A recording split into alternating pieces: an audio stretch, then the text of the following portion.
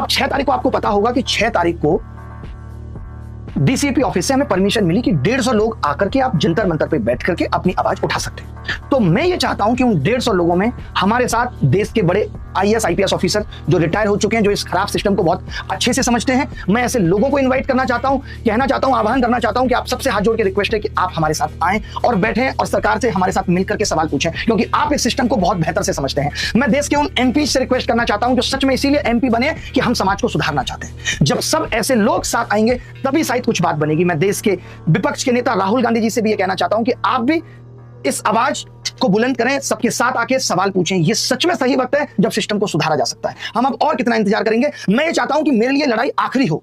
मैं देश के एमपी जिनसे जो ये खुद भी कह रहे हैं कि हम आपके साथ मिलकर आवाज उठाने को तैयार हैं, हम नहीं चाहते। सोचिए आप कि इन्होंने शिक्षकों के खिलाफ एफआईआर कर दी, ये कितना गलत था। क्या कोई बता सकता है, क्या कोई एक ऐसा प्रूफ दिखा सकता है कि किसी शिक्षक ने कोई उत्पात मचाया हो? कोई बता सकता है किसी से गलत शब्द का इस्तेमाल किया हो जिसके बेसिस पे आपने एफआईआर कर दी? अगर दम है तो एफआईआर करिए। जो लोग ये करप्शन कर रहे हैं उसके लिए एफआईआर कराने के लिए लोग चिल्लाते रहते हैं, पेपर लीक हो गया है, ये पेपर माफिया है जिसने लीक किया है, और सालों तक एफआईआर नहीं हो पाती है। और यहाँ एक शिक्षक जो आराम से अपनी आवाज उठा रहा था, आपने उसको डिटेन करके पुलिस थाने में बिठा दिया। और कब तक आप ऐसे आवाज दबा देंगे? फिर आप कहते हैं कि ये एक लोकतांत्रिक देश है। बताइए।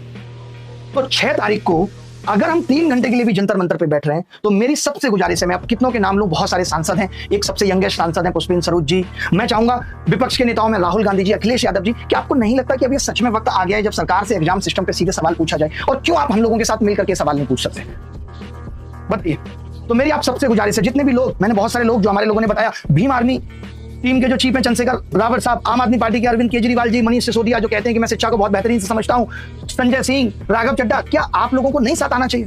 पहले एसएससी सीजीएल एसएससी के पेपर बहुत ही कम गलत हुआ करते थे। उसमें जो क्वेश्चंस थे ना, बहुत ही रेयर केस में एक आध दो क्वेश्चंस कभी कभार गलत देखने के लिए मिल जाता था।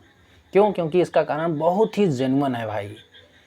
पहले विद्यार्थियों से उस क्वेश्चंस को सही कराने के लिए पैसे नहीं लिए जाते थे, लेकिन अब देखिए विद्यार्थियों से पैसे लूटे जा रहे हैं क्वेश्चंस को सही कराने के लिए। और एट द सेम टाइम में देखिए भाई 16 क्वेश्चंस एसएससी गलत कर दे रहा है। ऐसे में तो बस ऐसा ही लग रहा है कि ये सही में गलत कर दे रहा है भाई। क्यों? क्योंकि जितने विद्यार्थी फॉर्म भरे हुए हैं सबसे पैसा लिया जा रहा है उन क्वेश्चंस को सही कराने के लिए। मतलब समझ रहे हो आप लोग? बेरोजगारों से भी किसी का रोजगार चल रहा है। इसी के फॉर्मेट में सर ने जो है बहुत सारे लोगों को बुलाया है भाई जो हमारा एजुकेशन सिस्टम है ना, वो पूरी तरीके से बर्बाद हो चुका है, क्रैश हो चुका है, तबाह हो चुका है। इस सिस्टम को इन्होंने एकदम बिजनेस और व्यापार बना के रख दिया है।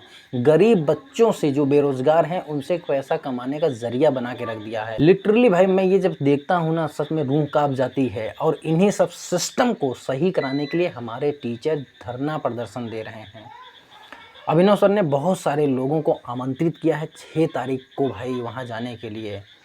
तो इस सिस्टम को सुधारना है तो ऐसे बड़े बड़े लोगों का वहाँ पे रहना, जाना और आवाज़ उठाना लिटरली बहुत ही ज़रूरी है और बहुत ही जेन्युइन है भाई। तो बस बहुत बहुत धन्यवाद।